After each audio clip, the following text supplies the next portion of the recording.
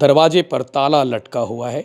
सामने आंगन में फूल खिले हुए हैं जिसमें 2 दिनों से पानी नहीं डाला गया है। उनके पड़ोसी भी मायूस बैठे हुए हैं। अभी कहाँ है गणपत के परिवार वाले?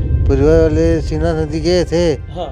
और वहाँ से कहाँ जाएंगे बोला है, 2 दिन पानी डालना बोले झाड़ लोग घर में। कल अंतिम संस्कार हुआ रामनगर। बता दें कि गणपत साहू की मौत के बाद जो है मुआवजे की डिमांड उठ रही है। मुआवजे की डिमांड तो उठनी चाहिए। बेचारा गरीब बेवजह मारा गया। उन रईसजादों ने उसे रौंद दिया सिर्फ इसलिए क्योंकि गणपत साहू ने घटना के 1 घंटे पहले चौहान हाउसिंग जो डायरेक्टर हैं अजय चौहान, उन्होंने ऐलान किया है कि उनके परिवार को आजीवन नौकरी देंगे। साथ ही साथ आर्थिक रूप से जो मदद हो सकती है, जो मदद होनी चाहिए, वो मदद उनकी ओर से की जा रही है। सिक्योरिटी गार्ड गणपत साहू के अपार्टमेंट में सन्नाटा पसरा हुआ है। दरवाजे पर ताला लटका हुआ है। सामने आंगन में फूल खिले हुए हैं जिसमें 2 दिनों से पानी नहीं डाला गया है। उनके पड़ोसी भी मायूस बैठे हुए हैं।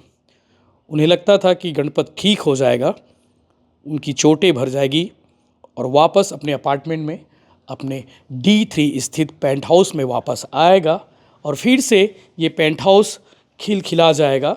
लेकिन किस्मत को कुछ और ही मंजूर था। जिस तरह से हादसा हुआ गणपत साहू के साथ में, गणपत साहू गेट खोलने जा रहा था, लेकिन उन बिगड़े नवाबों ने उसे रौंद दिया और 2-3 दिनों तक लगातार उपचार जारी रहा। उसके बाद उसने अस्पताल में दम तोड़ दिया। ये वही अपार्टमेंट है, ये D3 का पेंट हाउस वाला इलाका है और गणपत साहू इस घर में रहा करता था। साथ में उनकी पत्नी, उसका बेटा, वो दोनों भी सिक्योरिटी गार्ड में काम करते थे और उनके पड़ोसी जो अभी इस वक्त खाना खाने के लिए अपने रूम में आए हुए हैं, वो भी मायूस बैठे हुए हैं।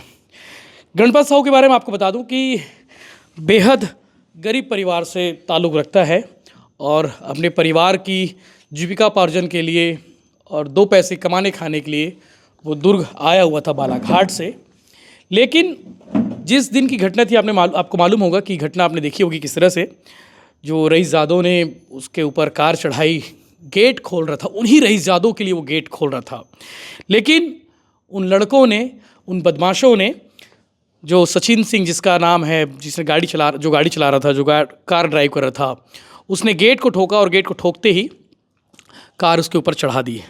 इस मामले में हादसे में घायल और की जो धाराएं होती हैं वही धारा लगाई गई थी और एक ही आरोपी को गिरफ्तार किया गया था, जबकि इस घटना में और भी लोग शामिल हैं जिनके सामने विवाद हुआ था और विवाद के 1 घंटे बाद गणपत साहू के ऊपर उन्होंने कार चढ़ाई। उनके पड़ोसी हैं। क्या नाम है आपका? मेरा इंदर राम साहू। अभी कहाँ है गणपत के परिवार वाले? सीना नदी गए थे। हाँ। और वहाँ से कहाँ जाएंगे बोला है, 2 दिन पानी डालना बोले झाड़ लोग घर में। कल अंतिम संस्कार हुआ रामनगर। कल अंतिम संस्कार हुआ शाम के। कितने सालों से जानते हो एक दूसरे को आप? 1.5-2 महीने हो रहे हैं। अच्छा, आप यहाँ कब से आए हो? नए हूँ। अभी नए आए हो? हाँ, नए। तो ये भगवान की पूजा अर्चना, गार्डन वार्डन सब गणपत करता था? हाँ, गणपत करता था। आखिरी बार कब मुलाकात हुई थी आपकी? घटना वाले दिन मुलाकात हुई थी, मिले थे उससे? नहीं, मुलाकात ही नहीं हुआ था। नाइट ड्यूटी था मेरे ख्याल से। मेरा भी नाइट ड्यूटी। हाँ। तो आप भी ड्यूटी में ही थे? मेरा भी ड्यूटी था। मेरे लेबर थोड़ा लेट में आए, 9 बजे आए, इसलिए छोड़ने में लेट हो गए। उनका बेटा कितने बड़ा है? वो भी गार्ड है? हाँ, गार्ड है। कितना बड़ा है वो? 18-19 साल का है। जवान है। पत्नी भी गार्ड है? हाँ। उनकी ड्यूटी कहाँ का लगती थी? वहीं 6। अच्छा, उसी जगह पे? शुक्ला के जहाँ पे घटना हुई वहीं पे? हाँ। उस दिन घटना वाले दिन उन लोग भी साथ में थे क्या? साथ में थे, मतलब ड्यूटी कर रहे थे साथ में? साथ में थे, होंगे। मेरे लगता है होंगे, क्योंकि ये है इंचार्ज काम करता है भाई। हाँ। और वो है टूर मारता था, घूमता था, मॉनिटरिंग करता था। हाँ। इस अपार्टमेंट में कितने लोग रहते हुए उस पे पेंट हाउस में? पेंट हाउस में 1, 2, 3, 4 परिवार। सभी सिक्योरिटी गार्ड है? हाँ। तो आप अपने परिवार के साथ रहते हो यहाँ पे? नहीं, अकेले रहते हो। बड़ा सन्नाटा पसरा है दादा। क्या करें भैया, सन्नाटा तो है ही।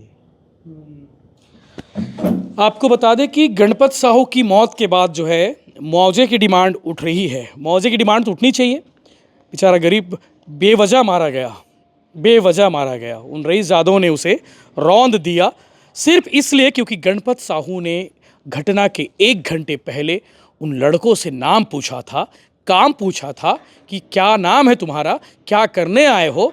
लेकिन इन रईसजादों ने नाम नहीं बताया, कहा कि क्या कर लोगे। उतने में बहस हुई और बहस इतनी हो गई कि उन्होंने धमकी दी थी कि कार में उड़ा दूंगा। और उसके बाद 1 घंटे बाद तकरीबन 2 बजे के आसपास ये चारों लड़के पहुंचते हैं और गेट खोलने के लिए पहुंचे गणपत पर सीधे कार चढ़ा देते हैं। गेट के साथ गणपत उसकी चपेट में आता है और वो सीधे अस्पताल पहुंचता है, जहां आईसीयू में उसे भर्ती किया जाता है। आईसीयू में 2 दिनों तक उपचार जारी रहा, लेकिन शरीर में इतनी जगह चोटें आ गई थी कि उसका बच पाना भी मुश्किल था। डॉक्टरों ने भी कह दिया था कि अब इसमें सिर्फ भगवान की दुआ काम आ सकती है। दवा के साथ साथ दुआ की भी ज़रूरत थी।